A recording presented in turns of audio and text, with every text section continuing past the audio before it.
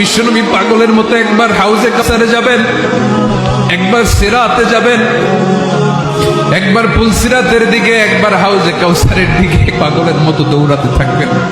তার কোনো গুনাহগার উম্মত যাতে জাহান্নামে ঢুকে না যায়, সেদিন কেউ সুপারিশ করতে পারবে না বিশ্বনবী ছাড়া।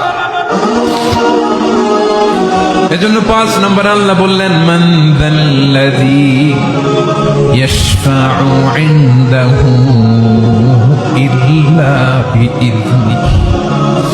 কার সাহস আছে, কার এত বড় বুকের পাটা কিয়ামতের কঠিন দিন আল্লাহর সামনে দাঁড়িয়ে সুপারিশ করবে? কারো ক্ষমতা, কারো ক্ষমতা নাই।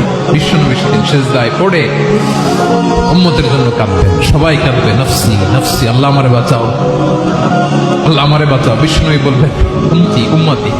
বিশ্বনবী আমার জন্য কাঁদবেন, আপনার জন্য কাঁদবেন, আমাদের জন্য সেদিন কেঁদে কেঁদে জাহান্নামের দরজায় দাঁড়িয়ে আমাদেরকে টেনে টেনে জান্নাতে ঢুকাবেন। এজন্য এই বিশ্বনবীর ভালোবাসা যেন আমাদের হৃদয়ে ভরপুর থাকে। আমার ভাইয়েরা, প্রতি শুক্রবার বিশ্বনবীর উপরে বেশি বেশি যেন আমরা দুরূদ পড়ি। আমরা যখন বিশ্বনবীর সালাম দেই, দুরূদ পড়ি,